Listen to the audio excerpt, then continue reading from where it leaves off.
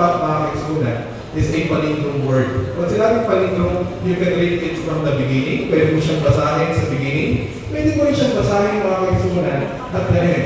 Pagbalik-balik pa rin mo man yung salitang tapat. Tapat pa rin yan. Tapat. Same as true sa kinabuhi ng isang matarong, maligatanong, at tapat na tao.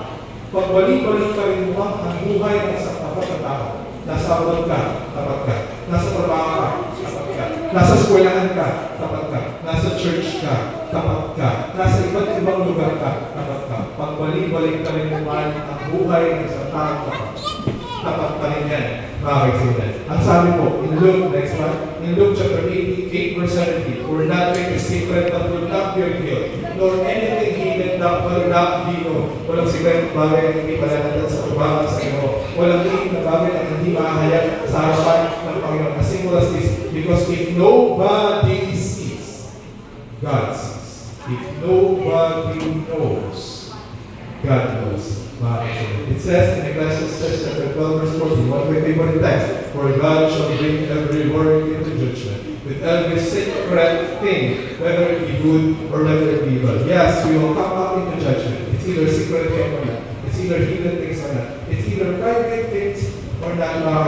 In the second point of our message in this morning, just like Prophet Daniel, let us choose God above everything. Let us choose to be faithful even in secret things, even in private things, even in hidden things. And let us imitate the life of Prophet Daniel, which is the nothing to hide life of Prophet Daniel.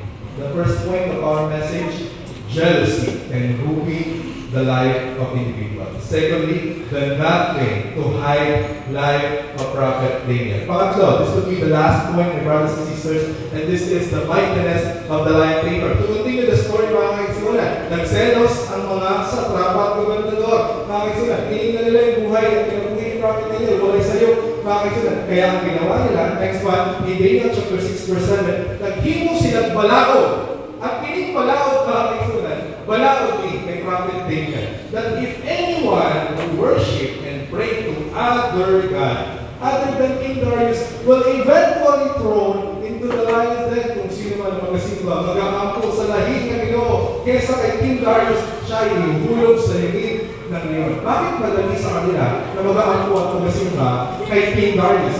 Next one, because in the Persian Empire, my brothers and sisters, they believe that King Darius is a demigod. Pag sinabing demigod, kalaking Diyos, kalaking tao. Diyos! Si King Darius para sa kanila, makakisunan. Pero lahing ni kay Prophet Daniel. Because Prophet Daniel continued to worship and pray to the King of Kings, to the Lord of Lords, to the Lord who created heaven and earth, and all the things that we've seen, makakisunan. Si Prophet Daniel ay nagpapalayo, makakisunan, na magasimba, mag-aampo sa pinuon na Ginoo, na nagbuhat sa langit at sa yuta o sa tanang mga butang, mga kaisimunan. That's why, nakita ko siya ng mga satraps and mga governors. And Daniel arrested by the satraps and the governors at that time. At inihagis ko siya. Saan? Sa lugib ng iyon. Or sa lion's den. Ganun po kabilis ang story, mga kaisimunan. Malapit na po tayo matapos. And Daniel now, next one, is in the lion's den.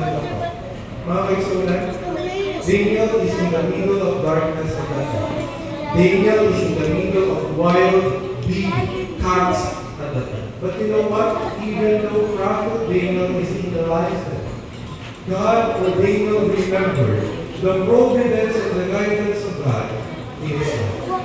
Daniel remembered that God was with him and with them, in Daniel chapter 1, Daniel remembered that God interpreted the king's dream in Daniel chapter 2.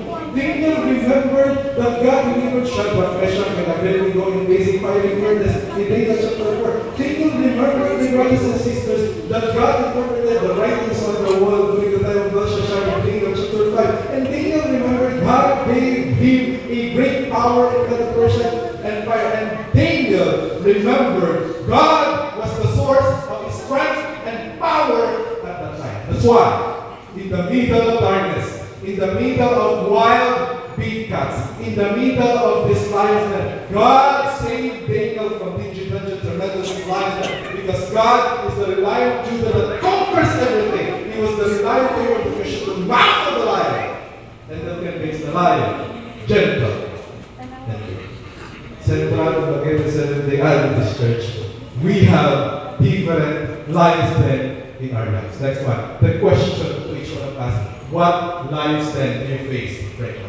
Are you facing lions and trials right now? Always remember, God is the lion tamer. Are you facing financial crisis and lions right now? God is the lion tamer. Are you experiencing growth in relationship and lions then right now? God is the lion tamer. Sa atong mga kapatunan, are you experiencing schooling lions then right now? Just like Saturday classes, always remember, God is the lion tamer. Are you experiencing the brothers and sisters sicknesses and diseases of lions then right now? Because we are living in a cancer-full society. God is the lion tamer. Are you experiencing spiritual crisis of lions then right now? Always remember, God is the lion tamer. One of my favorite work, my brothers and sisters, next one, is when I am in TESDA, mga kaitsunan. Mga kaitsunan, I am teacher by profession. And aside from that, kung ako ay single pa, I want to explore many work in Manila.